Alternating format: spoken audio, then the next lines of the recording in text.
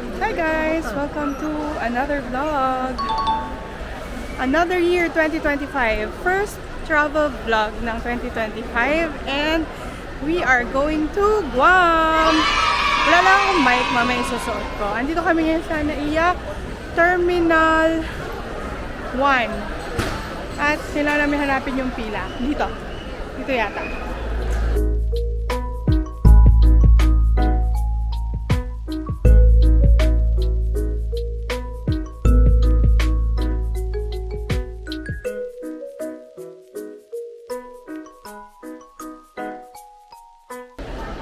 Hi again, nakapag-check-in na kami.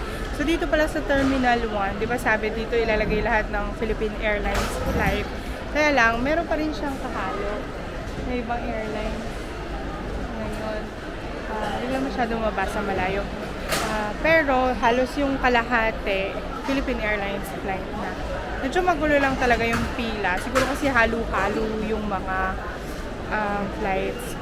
So, nakapag-check-in na kami, papasok na tayo sa loob and check out natin yung business lounge. Dali ko kayo doon, tignan natin kung okay. Kasi it's been a while, ang tagal na ako huling nag-fly ng Philippine Airlines. Pero, tatry natin ulit. Medyo negative dati kasi yung mga flights ko. This time, wala naman na tayong choice papunta ng Guam. Meron United Airlines, kaya lang sobrang mahal na. So, dito tayo sa Philippine Airlines sa punta. So, tingnan natin. Baka naman nag-improve na sila. Okay, so kanina diba sabi ko, negative sa akin ang Philippine Airlines. But this time, check-in pa lang and dito pala sa airport, masaya na ako. Why? Kasi ang business class may sariling lane ng TSN Immigration. So, nakakatuwa. No? Na-save yung time, at least kahit pa paano, may enjoy mo yung lounge. So, gate number 3 kami, and we are going to the lounge now, malapit sa gate 15. So, I'll take you there. Saan ang gate 15? Ganun pa rin naman siya. Wala naman nagbago. May snacks dyan, mabibili. Snack bar and pasalubong, and so, punta muna tayo ng lounge. Hi again from the Mabuhay Lounge. Nakakatuwa. Maganda yung lounge nila compared sa dati na experience. Tsaka compared sa ibang mga bansang lounge nila. Siguro kasi nakiki-lounge lang sila pag sa ibang bansa. Pero yung lounge dito sa Terminal 1, maganda siya. Aesthetic talaga. Tapos, daming food, daming pagkain, daming prutas. Ay, nakakuha na si Habibi ng food.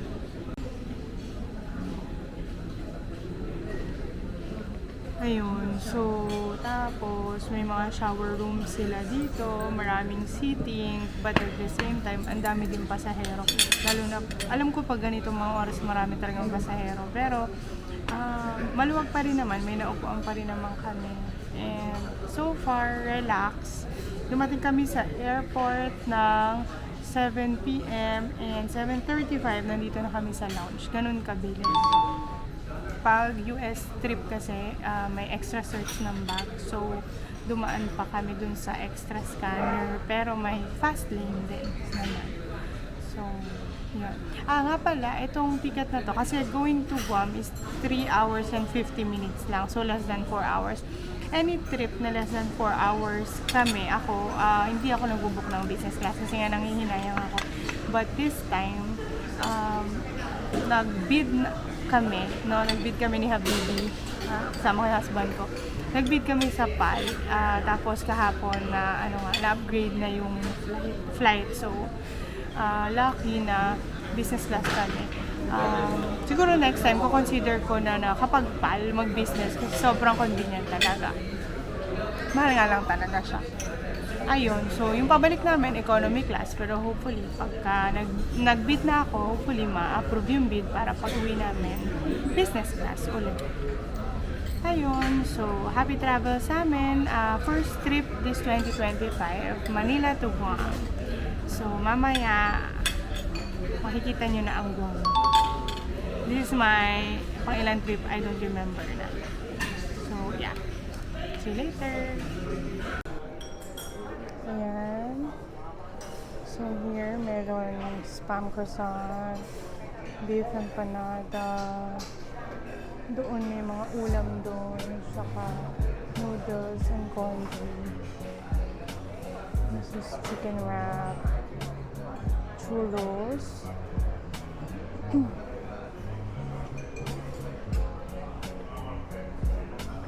then may donuts na dyan and crinkles. For the sweet tooth, you have cereals. Ang bongga dito yung fruits nila. Big slices sa fruits. Yan. Sarap. Lumalaban ng mangga. And then may salad station. Salad station. And hot station. We have arroz caldo and shrimp. May shrimp noodles and beef noodle soup. Ito yung stock niya. There you go. And syempre, Asian favorite, pancit. And some beef pochero and rice. Then you have your coffee and different drinks. Different drinks yan. Yung mga bottle drinks din sila. If you walk that way, ito na yung palabas. Yung palabas. Dito yung restrooms. So, malaki siya. Malaki siya. Mas maganda yung hallway kasi parang hindi mo na isorbo yung mga tao. Super daming tao ngayon. So, ito toilet din. Tapos may shower area. Pag gusto nyo mag-shower. Siguro yung mga nagle-layover. Tapos meron silang Tanduay bar dito. Tanduay bar. Yan. Pero bawal tayo dyan kasi we're trying, me and Habibi are trying to get pregnant. So, ayan pa. So, parang 3 halls siya. Tapos, meron pa rin dito sa left. Yan. Wala silang sleeping pods, pero meron silang ganyang area na may sofa, tapos tataas mo yung paa mo. Ayan. Kasi ito yung pinaka-entrance. Million miler. Karoon tayo magiging million miler.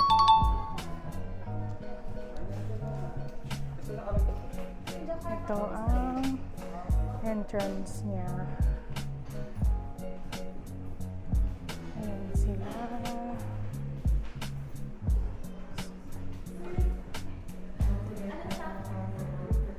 Ayan. So, tayo paatras ang ating kuhanan. Ang ganda. Ang ganda yung kanyang lounge.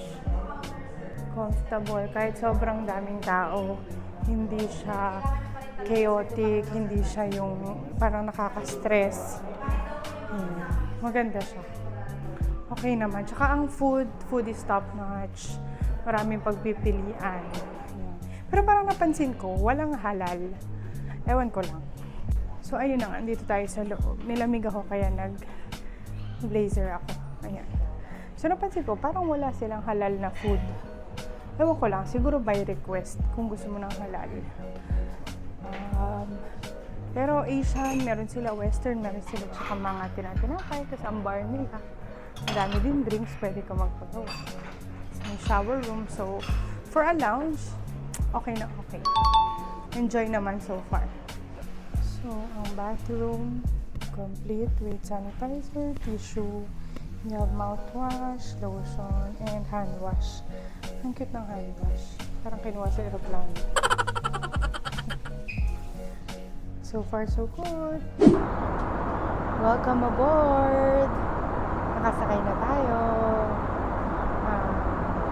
It's already 10:28 in the evening. Ang lapag natin sa Guam ay 3:55 in the morning local time. So, siguro mga around 2 a.m. sa atin yun. Kasi parang 2 hours late sila. So, ayan. Nandito na tayo sa plane. Ayan yung upuan ni Habibi. Hindi ito yung ina-expect ko na na upuan. Kasi yung ina-expect ko yung luma na leather seats na dalawan. Pero ito, surprisingly, maganda, bago. Tapos, lie flat din yung upuan niya. Ayan. Lie flat yung seats. Yan, nanonood ako ng It Takes a Man and a Woman. Yan, lie flat yung seats. Ayan, they're about to serve dinner or meal. Tapos, limited ang food, pero kasi 3-hour flight lang naman to. So, ito yung, nawala. Ito yung pagpipilian. Yung Manila to Guam, meron siyang either prawn cake, beef, or chicken. Tapos, may mga choices of drinks ka naman. May champagne, white wine, 2 kinds, red wine, 2 kinds. Tsaka, meron ka rin, teka, hindi ko ma-open. May mga juices na beverage. Yan. Merong, 3 kinds of red wine. May cocktails, liquors, beers, and non-alcoholic juices, coffee, and non-coffee. Pero dahil sabi ko kanina, we're trying to get pregnant, so hindi tayo pwedeng uminom. We can't drink the celebratory champagne for having to fly 3 hours na business, no? First time ni Habibi. Yung nagpunta kami ng Japan, nagbook ako ng Zip Air kasi medyo mura yun. Hindi siya business, pero lie flat yung seats niya. So, worth the money. Wala nga lang siyang ibang amenities na kasama, walang lounge, ganun. So, gumamit lang kami ng credit card. For this time, feeling ko naman yung binid ko, kasi yung going to Guam, ang bid mo ay additional $300 one way. Yun yung pinakamaliit na bid. Tapos yung pa-uwi, 350 yata or 300 din. Parang ganun. So, kung susumahin mo siya, parang kung compare sa regular business flight, makakatipid ka ng around mga 30,000 pesos yung round trip. Kung parehong ma-upgrade yung flight namin. Kasi 36 hours bago yung flight mo, saka lang sasabihin sa'yo kung upgraded ka. No? So, 36 hours before yung flight namin going back to Manila, saka ko lang malaman kung upgraded kami pabalik. So, ayun. Pero, I guess next time, I will highly consider booking business class kasi nga mas comfortable. Check-in pa lang, pila pa lang. Tapos, may sarili kayong lane, fast lane lahat. Tapos, medyo komportable. Lalo pag ganitong red-eye flight, hating gabi ang flight, or maghahating gabi, 10 o'clock. So, nakakapagod talaga. So, parang worth naman siya, no? If you have the extra funds to do it, I guess, worth your money naman yung sinisingil nila. Tsaka mababait yung mga, crew nila on board. Actually, dati naman sa mga dating flight ng PAL talaga, ever since, mababait naman talaga sila. At par with yung mga Middle Eastern airlines like Emirates, ganun. Okay naman sila. Ang nagiging problem lang ko talaga dati sa PAL ay yung laging sobrang delayed yung flight. Tapos may experience ako na na-cancel pa siya. May sira yung upuan. Alam mo yun. Tapos basta ganun. Mga ganung Tapos pag nag-complain ka, wala rin nangyayari. So, sobrang nakaka-stress yun. Parang you're booking a full price ticket. Tapos ganun yung ibibigay nila. Thank you. Ganun yung ibibigay nila. Pero this time, dahil dun pa lang sa airport experience, maganda na. Well, I can say, I would consider flying again with PAL. So, nag-serve sila ngayon ng, pika. Ito yung request kong mango juice, tsaka cashew nuts. Wala silang binigay na amenity bag, pero meron naman silang kumot na medyo makapal. Maganda. So, okay naman. So, ngayon, kakain muna tayo, tapos, nanonood ako movie. Hindi ko sure kung makakatulog ako kasi ang body clock ko 12 midnight pa natutulog talaga. So if ever, baka makaidlip ako ng mga 1 to 2 hours after nito movie na to and after ng food. Papakita ko rin sa inyo yung food. Tapos after nun, I will see you in Guam. Okay, after ko maubos yung cashew, just right after, tama-tama, dumating na yung food. Nakakatuwa kasi on time. Tapos, basta, nakakatuwa. Ang maganda yung service talaga. So, ito na yung food. This is ensalada. Ensaladang, ano ba to? May lettuce, mushroom, kamatis. Tapos, merong mango pudding with lychee. And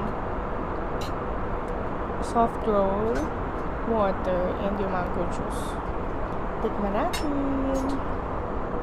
Diyan muna kayo. Sana hindi kayo mahulog.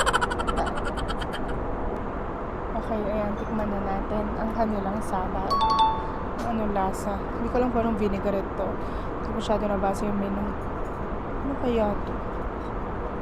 Wala ko ng meat to eh. Hindi ko alam talaga kung anong meat yun. Pero parang lasang olive siya. Pero wala naman siyang olives. Yung vinegar niya ay parang Asian dressing. Or may radish and mushroom. Kala mo hindi nabusog sa ano. Lounge. Ang dami ko na nakain sa lounge.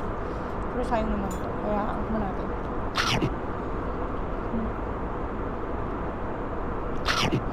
Sarap naman. Hindi siya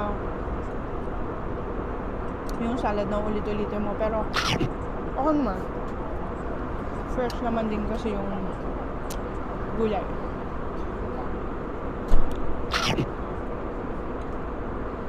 Ano kaya to? Ano? Parang ham. Parang ham. Parang cured ham.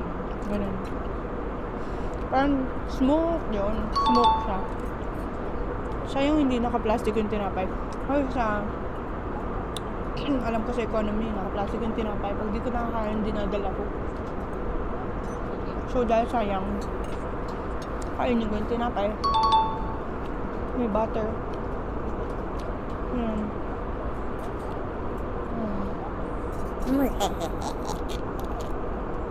Yung mango pudding, parang dessert to. Mamaya ako nakakainin yung pudding. Ang sarap ng mushroom. Sarap siya. Ito. Diyan ka, ha? Huwag kang tutumba. Ayun yung tumayo. Naiwan ko yung tripod ko dun sa bag. Chinek-in ko. Diyan ka muna. Siksik ko na dito sa gilid. So, ayan, nakatabing eh. Kasi wala akong tripod. Pa natin. Lagyan natin ng butter. Para ito rin yung roll dun sa lounge.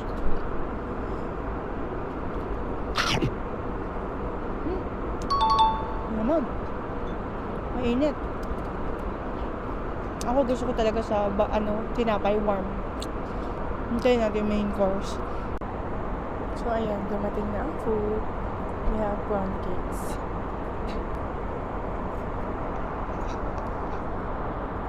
Tikman natin ang prawn cakes. Ano lasa? Huwag kang tutumba. Muga ka na. Let's try this. Parang may sweet sauce siya. Let's get a big bite. Cheers. Oh! Ang init. Pero masarap. Malambot siya. Unlike other prawn cake, yung medyo chewy. Ito, harap. Malambot. Parang puro prawn siya talaga. Tapos meron siyang rice. Tamang-tamang panulak. Pero yung spicy level niya, may maanghang. Hindi kasi ako ganun kahilig sa maanghang. So, medyo maanghang for me. But it's good. Masarap. Yeah, sarap siya. So, yun na yun. Mamaya hingin na lang ako na ice cream. And then, iidlep. Yung aking habibi ay tulog na. Ito siya. Ayan, tulog siya. Hindi na daw siya kakain. So, I'll see you in Guam. Bye! Good morning! Just arrived in Guam and it's 4:06.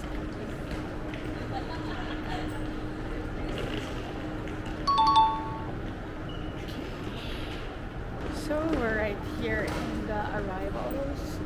Dati sa taas ang arrivals, no? Tapos bababa dito. Ngayon, this time, diretso na dito sa baba. Dito sa baba, yung mga car rentals, ayan, mga travel agencies. Hanapin natin yung car rental namin. Nissan na rent a car. Tapos, malulubat na ako after we get our car there from Nissan. Diretso na kami sa hotel. And we'll see you later when we wake up. Hi! So, nakatulog na kami and we are now here at Donkey. Donkey. Kain muna kami dito sa Waka Sakura Sushi Restaurant. Ang teki sila dito. Tablet. Tapos parang dyan i-deliver yung food mo. So, order muna tayo. Pakita ko sa inyo kung ano ang ating food for today.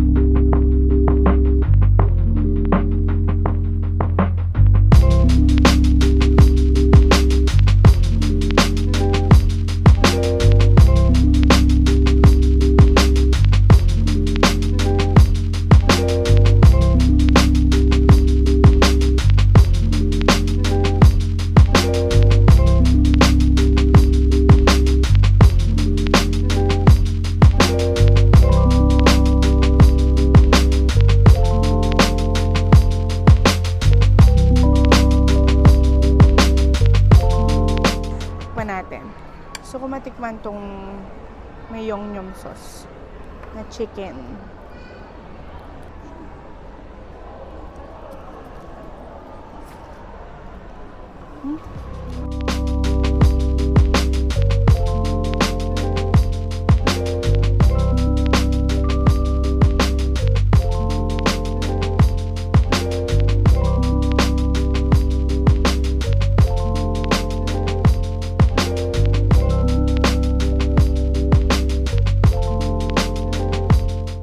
Okay na kami, bayad na tayo. Malaki siya sa loob. Thank you. Bayad na tayo dito. Waka Sakura Sushi. Teki-teki sila dito from reception to payment. Ang kausap mo puro tablet. Okay, bill reveal. $61. Sama na ang tip. Labas na tayo. Pasok tayo sa Donkey. Sorry na, low bat ako. So, hindi kayo may papasyal sa loob. So, ito yung Donkey area. Yan na yung pasukan dyan. Tapos, mayroon dito food hall. Yan, gusto mong parang food court style. Marami pagpipilian. Pagkain, dessert. Yan. Tapos, pwede ka rin bumili sa loob ng Donkey. Tapos, papainit mo doon, may microwave. Tapos, dito mo sa labas kakainin. Last time, ganun yung ginawa namin. Pero this time, hindi. Tapos, mag-haul na lang ako sa bahay kasi low-bat na tong camera ko. Hindi ko na-charge. So, sobrang pagod pagdating. Nakatulog na kami. Tapos, hindi ko masyado na-charge kanina umaga. So, I see you guys later. Bye-bye! Donkey.